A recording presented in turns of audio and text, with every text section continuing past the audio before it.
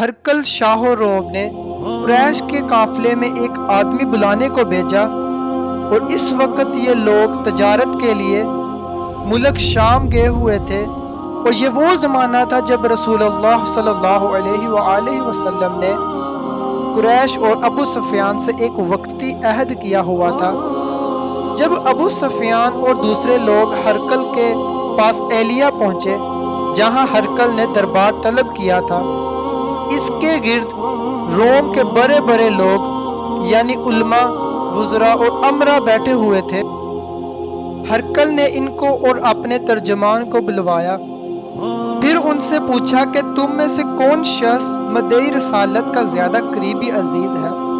ابو سفیان کہتے ہیں کہ میں بول اٹھا کہ میں اس کا سب سے زیادہ قریبی رشتہ دار ہوں۔ یہ سن کر ہرقل نے حکم دیا کہ اس کو یعنی ابو سفیان کو میرے قریب لا کر بٹھاؤ، اور اس کے ساتھیوں کو اس کی پیٹھ کے پیچھے بٹھا دو۔ پھر اپنے ترجمان سے کہا کہ ان لوگوں سے کہہ دو کہ میں ابو سفیان سے اس شخص کے یعنی محمد صلی اللہ علیہ وآلہ وسلم کے حالات پوچھتا ہوں۔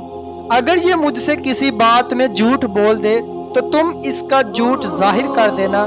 ابو سفیان کا قول ہے کہ اللہ کی قسم اگر مجھے یہ غیرت نہ آتی کہ یہ لوگ مجھ کو جھٹلائیں گے تو میں آپ صلی اللہ علیہ وآلہ وسلم کی نسبت ضرور غلط گوئی سے کام لیتا۔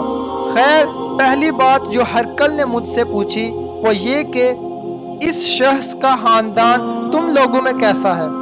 میں نے کہا وہ تو بڑے اونچے عالی نسب والے ہیں۔ کہنے لگا اس سے پہلے بھی کسی نے تم لوگوں میں ایسی بات کہی تھی؟ میں نے کہا نہیں۔ کہنے لگا اچھا اس کے برو میں کوئی بادشاہ ہوا ہے؟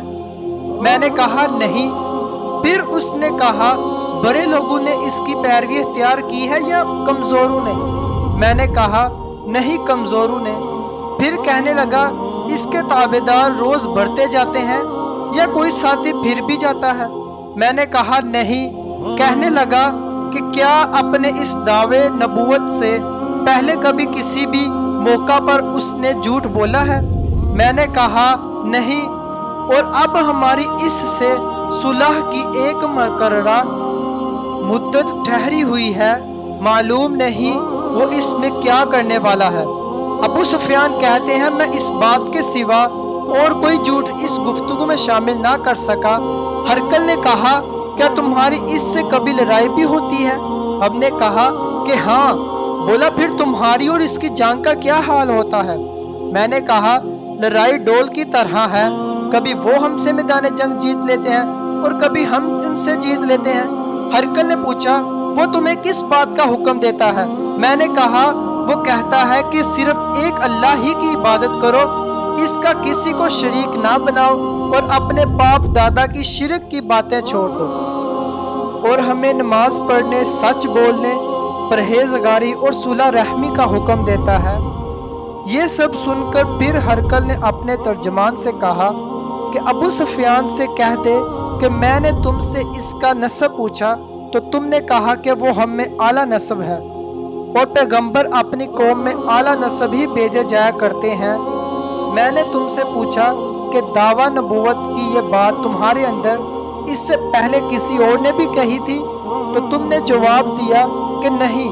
تب میں نے اپنے دل میں کہا کہ اگر یہ بات اس سے پہلے کسی نے کہی ہوتی تو میں سمجھتا کہ اس شخص نے بھی اس بات کی تقلید کی ہے جو پہلے کہی جا چکی ہے۔ میں نے تم سے پوچھا کہ اس کے برو میں کوئی بادشاہ بھی گزرا ہے؟ تم نے کہا کہ نہیں۔ تو میں نے دل میں کہا کہ ان کے بزرگوں میں سے کوئی بادشاہ ہوا ہوگا تو کہہ دوں گا کہ وہ شخص اس بہانہ اپنے آباء و اجداد کی بادشاہت اور ان کا ملک دوبارہ حاصل کرنا چاہتا ہے۔ اور میں نے تم سے پوچھا کہ اس بات کے کہنے یعنی پیغمبری کا دعویٰ کرنے سے پہلے تم نے کبھی اس کو دروغگوئی کا الزام لگایا ہے؟ تم نے کہا کہ نہیں۔ تو میں نے سمجھ لیا کہ جو شخص آدمیوں کے ساتھ دروغگوئی سے بچے وہ اللہ کے بارے میں کیسے جھوٹی بات کہہ سکتا ہے۔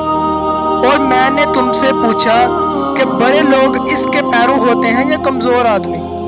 تم نے کہا کمزوروں نے اس کی اتباع کی ہے۔ تو دراصل یہی لوگ پیغمبروں کے متبعین ہوتے ہیں۔ اور میں نے تم سے پوچھا کہ اس کے ساتھی بڑھ رہے ہیں یا کم ہو رہے ہیں؟ تم نے کہا کہ وہ بڑھ رہے ہیں، اور ایمان کی کیفیت ہی یہی ہوتی ہے حتیٰ کہ وہ کامل ہو جاتا ہے۔ اور میں نے تم سے پوچھا کہ آیا کوئی شخص اس کے دین سے ناخوش ہو کر مرتد بھی ہو جاتا ہے؟ تم نے کہا نہیں۔ تو ایمان کی خاصیت ہی یہی ہے، جن کے دلوں میں اس کی مسرت رچ بس جائے وہ اس سے لوٹا نہیں کرتے۔ اور میں نے تم سے پوچھا کہ آیا وہ کبھی عہد شکنی کرتے ہیں؟ تم نے کہا نہیں۔ پیغمبروں کا یہی حال ہوتا ہے، وہ عہد کی خلاف ورزی نہیں کرتے۔ صحیح البخاری حدیث number 7۔ Thank you for watching this video and don't forget to subscribe my YouTube channel. Take care. Allah Hafiz.